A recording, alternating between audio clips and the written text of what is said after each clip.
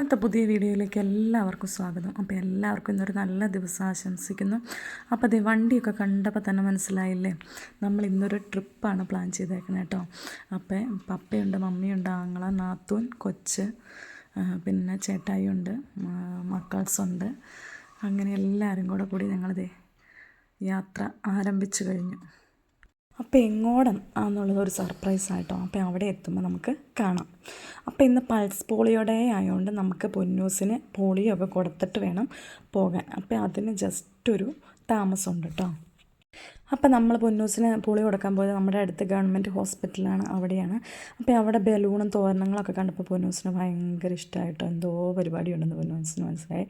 പൊന്നൂസ് വേഗം നല്ല സന്തോഷത്തോടെയൊക്കെ ചെന്നേ. ഞങ്ങൾ ചെന്നപ്പോൾ ഭാഗ്യവശാൽ ആരുമില്ലായിരുന്നു. അതുകൊണ്ട് ഞങ്ങൾക്ക് അവിടെ ഒത്തിരി ലേറ്റ് ആവേണ്ടിയൊന്നും വന്നില്ല കേട്ടോ.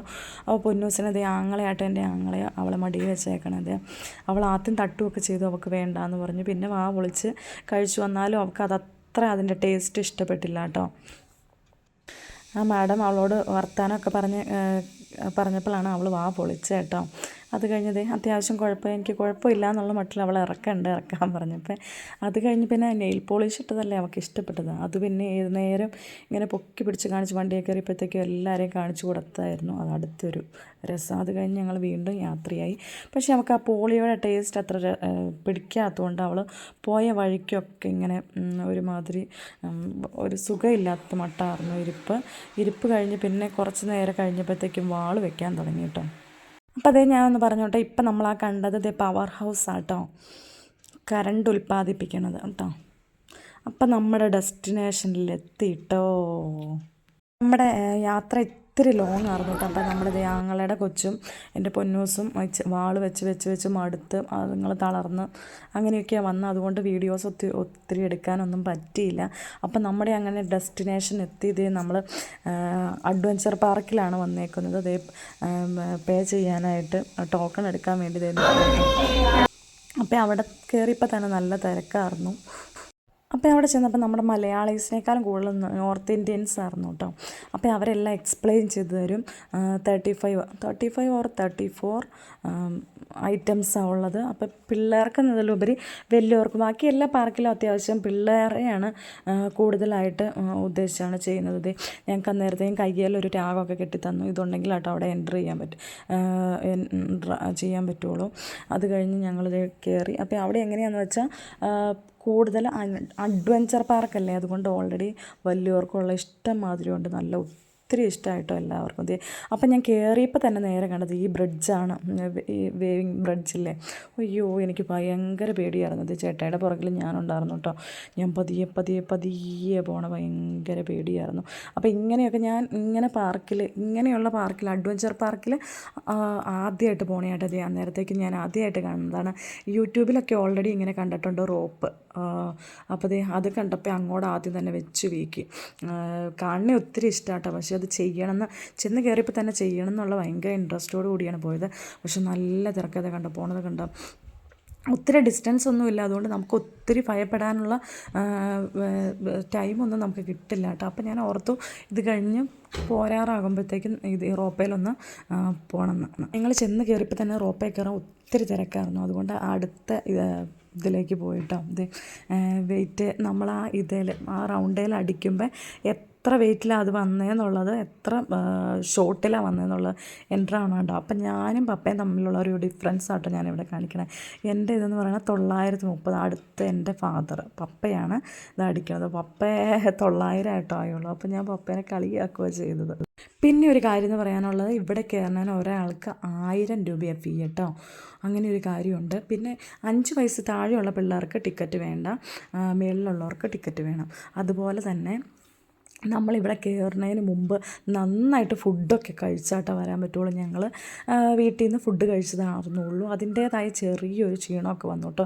ഇവിടെ നമുക്ക് നല്ല ശക്തി പ്രയോഗിക്കേണ്ടത് ഒത്തിരി കാര്യങ്ങളൊക്കെ ഉണ്ടായിരുന്നു കേട്ടോ. അതുകൊണ്ട് ഇവിടെ വരാൻ ആർക്കെങ്കിലും താല്പര്യം ഉണ്ടെങ്കിൽ അവർ ഫുഡൊക്കെ കഴിച്ച് അവിടെ വന്ന് ഫുഡൊക്കെ കഴിച്ച് റെഡി ആയിട്ട് വേണം നമ്മുടെ ഈ പാർക്കിലേക്ക് കയറാനായിട്ട്.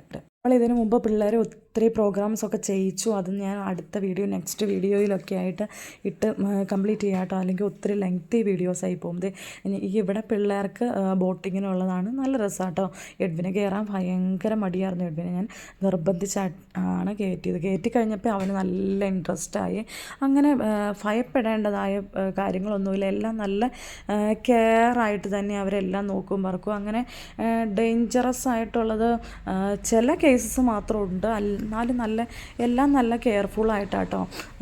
പിള്ളേരുടെ കാര്യങ്ങൾ ആണെങ്കിലും അതെ, പിള്ളേർക്ക് ഒത്തിരി കട്ടിയായിട്ടുള്ള ഗെയിംസൊന്നും ഇല്ല, എന്നാലും അത്യാവശ്യമുണ്ട്.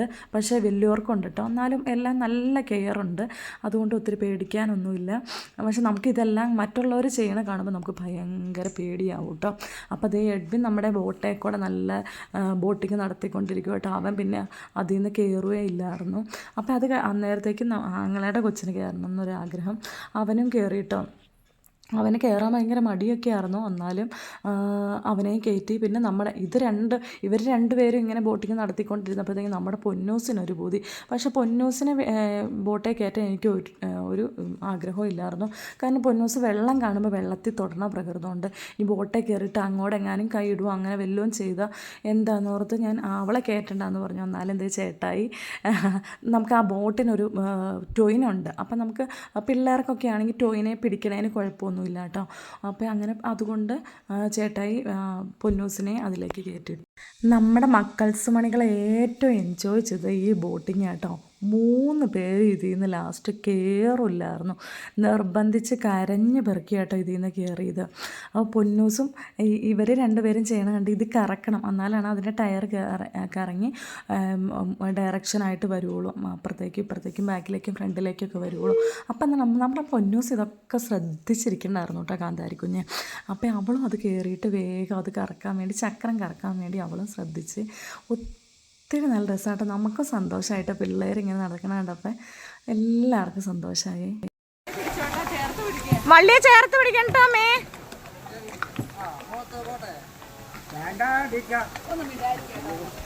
മമ്മി അങ്ങോട്ട്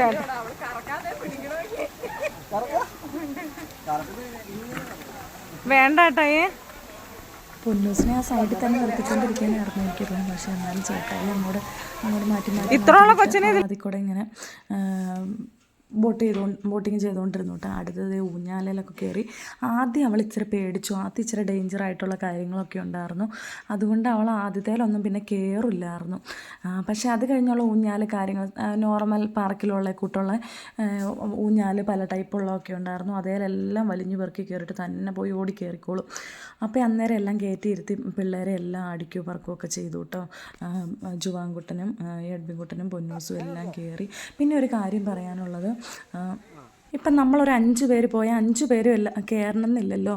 അപ്പം ഒരാൾ ഇന്നത്തെ കയറിയില്ലെങ്കിൽ മറ്റൊരാൾക്ക് ആ ചാൻസ് നമുക്ക് കൊടുക്കാം കേട്ടോ.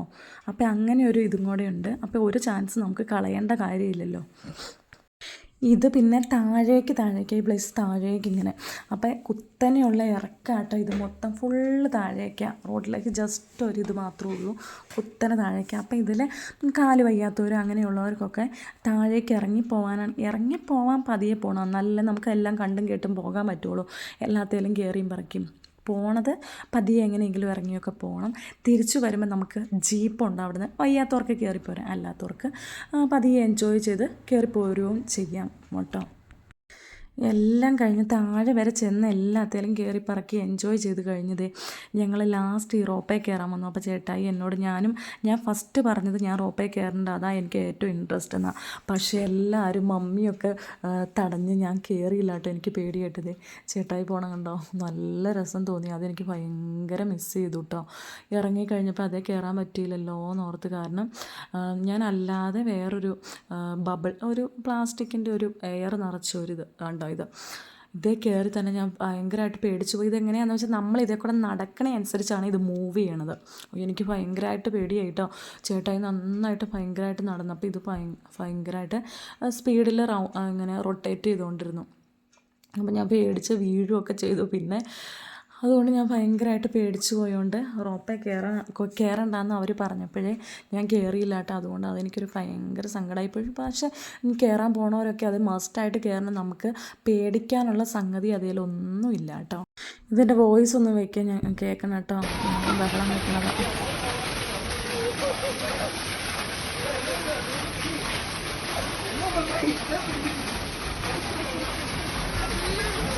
അമ്മ വരും.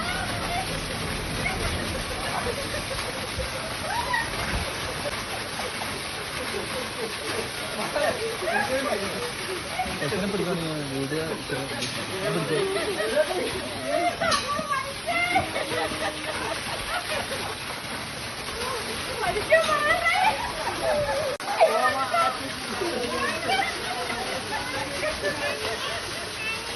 lại trên